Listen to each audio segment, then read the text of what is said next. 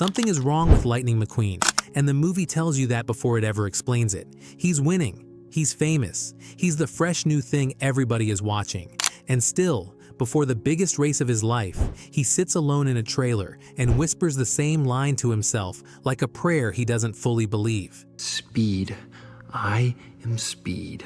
That line lands like confidence the first time you hear it. It sounds cool. It sounds sharp. It sounds like the kind of thing a star would say before stepping into the spotlight. But sit with it a little longer, and it starts to sound less like swagger and more like self-hypnosis. Because people who know who they are usually don't have to repeat it to themselves in an empty room. And that's where this movie gets more honest than people give it credit for. A lot of people remember Cars as a story about an arrogant hotshot getting humbled by a small town. That reading is there? Sure. It's clean, simple, and easy to package. Slow down. Appreciate friendship. Don't be selfish. Nice lesson. Family movie. Roll credits. But that's not the part that lingers. The part that lingers is how familiar McQueen feels if you've ever built your entire identity around being good at something. Not loving it. Not being moved by it. Being good at it. Fast at it. Useful at it. Impressive at it. The kind of life where your value starts to feel measurable, and the worst thing in the world is not failure, but stillness. Because stillness raises a question you've been outrunning for years. Who are you when you stop moving? Let's have a second watch on this. McQueen enters the story like someone who skipped childhood and went straight to performance. No real backstory, no emotional foundation, no sense that he came from anywhere at all. He doesn't feel like a person who grew into racing. He feels like a person generated by it, as if the moment the world noticed him was the moment he began. Everybody else in the film feels like they existed before we met them. Even the side characters carry traces of a life.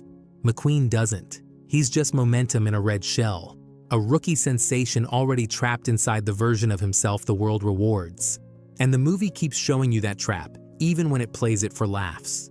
At the first big race, his pit crew is ready. They have a role. They have a purpose. They're there to help him do what no driver can do alone. But the moment he pulls in, he waves them off. No tires, just gas. Keep moving. That choice tells you almost everything. He would rather lose on his own terms than accept that he needs support. He would rather grind himself down than let other people become part of the machine. Because accepting help isn't just inconvenient for him. It's threatening. It introduces a possibility he cannot tolerate. Maybe the thing that makes him special isn't entirely his. And if it isn't entirely his, then what is he exactly? So he does what a lot of high-functioning burned-out people do. He mistakes self-destruction for discipline. He treats friction like proof of greatness. He keeps going on worn tires because slowing down feels more dangerous than damage. Then, of course, the tires blow. That's the image. Not just of failure, but of a person who pushed past every warning sign because the identity mattered more than the body carrying it. He loses the lead, turns a certain win into a three-way tie, and somehow that still isn't the moment that costs him the most. The real damage comes right after, when he brushes off a crew member for the cameras and the entire pit crew walks. That scene is brutal because it's so recognizable. Not the specifics maybe. Most of us are not race cars chasing a sponsorship. But the pattern? Absolutely. You refuse help. You push people aside. You act like you're doing everything alone because it makes you feel strong. And then one day, the people who were quietly making your life possible decide they're done being treated like background furniture. Burnout doesn't always look like collapse. Sometimes it looks like becoming impossible to work with. And McQueen is already there. Then the movie does something smart. It doesn't let his breakdown happen in a dramatic speech or a single tearful confession. It makes his whole life structure crack through logistics. He pressures Mac to drive through the night.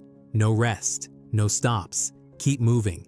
The exact philosophy he uses on the track becomes the philosophy of his existence, and it fails him in exactly the same way. Mac falls asleep. McQueen gets stranded. His refusal to stop is what finally forces him to stop. That is such a cruel little truth about burnout. You can choose rest on your own terms, or your body, your mind, your relationships, or your life will choose it for you. One way feels voluntary, the other feels like humiliation. McQueen gets the second kind, lost in the dark, ripped out of the rhythm, dumped in a place that doesn't care who he thinks he is. Radiator Springs isn't just a detour, it's a confrontation. Because this town is full of people who have an identity outside of usefulness. That's what unsettles him. Not just the slower pace, but the existence of lives that aren't optimized for winning. These people have memories, histories, wounds, preferences, affections. They have inside jokes and routines and regrets. They have shape. McQueen doesn't.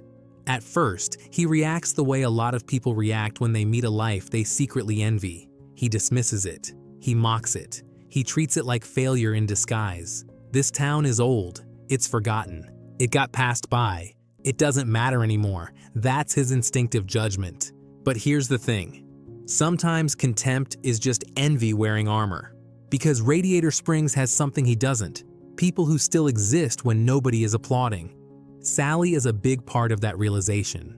She walked away from a life most people would call successful. Big city, big career, impressive path. And she left.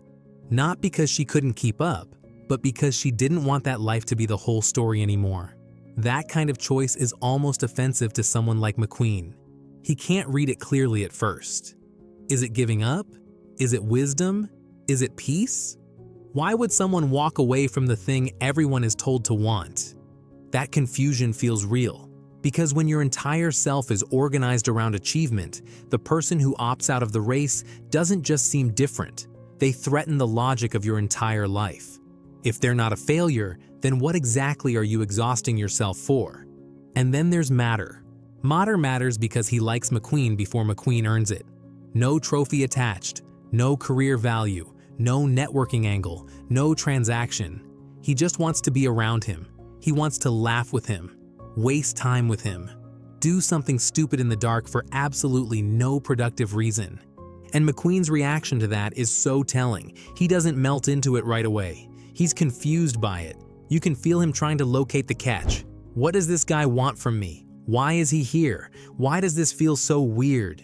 Because for people who have only ever felt valued for performance, simple affection can feel disorienting, sometimes even suspicious. If someone likes you when you're not winning, not useful, not impressive, then they're reaching for a version of you that you may not have spent much time developing. That's why that little laugh matters so much. That laugh during tractor tipping, it slips out of him before he can manage it. It surprises him. It's probably one of the first unmonetized emotions he's had in a long time. And then the movie places Doc Hudson in front of him like a warning from the future. Doc isn't just an older mentor with a hidden past. He's what happens when a person gives their life to excellence and discovers excellence does not love them back. 3 piston cups, legendary talent, real greatness. And all of it still ended with the world moving on the second he became inconvenient. That's what makes Doc's line hit so hard. All I see is a bunch of empty cups.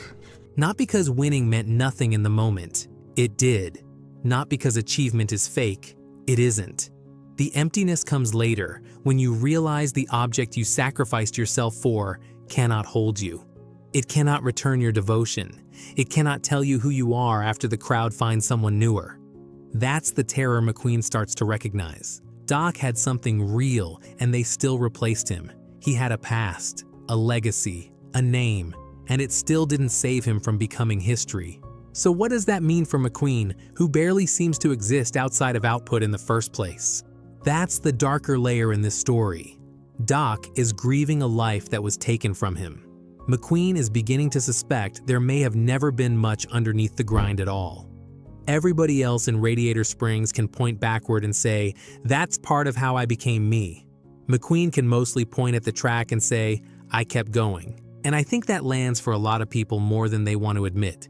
You wake up and work. You optimize. You answer messages. You improve. You maintain momentum. You become the dependable one, the talented one, the productive one, the one who always has something going on.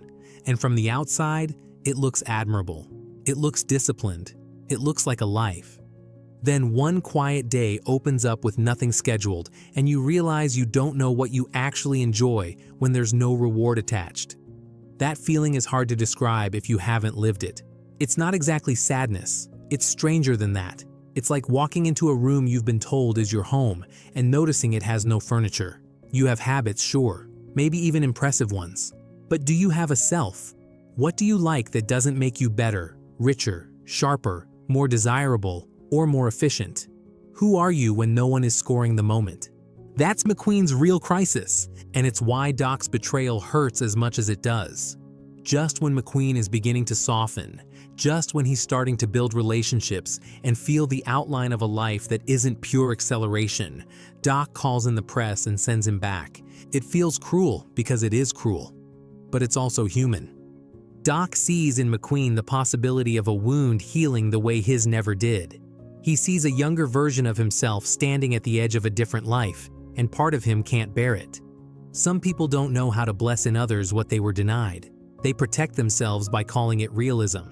They call retreat wisdom. They call bitterness experience. They call it best for everyone. But pain that never got comforted has a way of recruiting company. So McQueen gets dragged back to the race, back to the identity, back to the finish line he thought he wanted from the beginning. Dinoco is waiting. Glory is waiting. The version of success he has been chasing the whole movie is right there in front of him. And then the final test arrives. The king goes down in a wreck that mirrors Doc's old trauma. The finish line is feet away. McQueen can win. He can take everything he said he wanted. Nobody would even blame him for it. In the logic of competition, it's his moment. And that is exactly why what he does next matters. He stops. Not because he no longer cares about racing, not because ambition is evil, not because wanting to win makes you broken. He stops because for the first time in the story, winning is no longer the only language he speaks. There is something else in him now.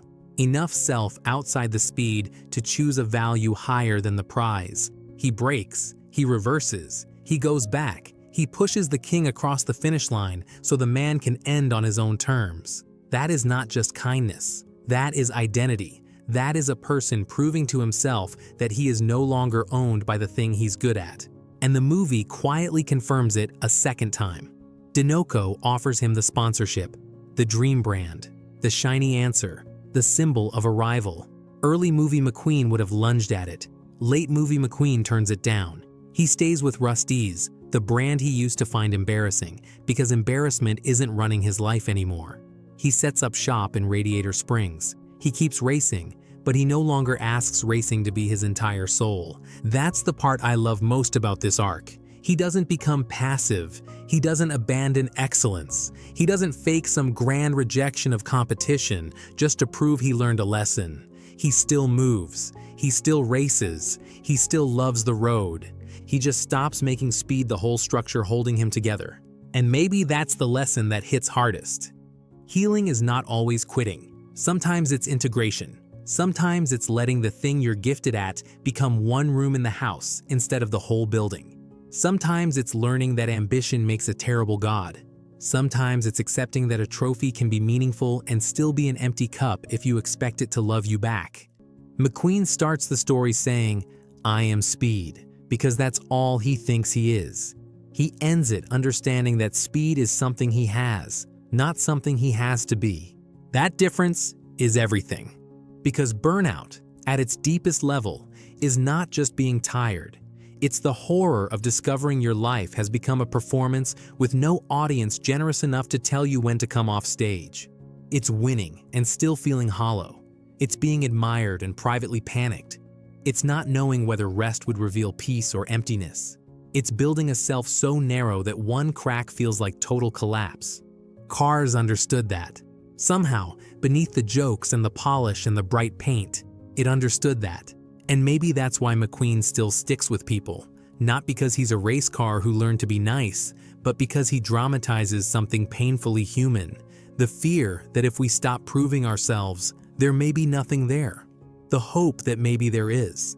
The grace of finding out through other people, through friendship, through loyalty, through laughter, through one brave decision that breaks the pattern.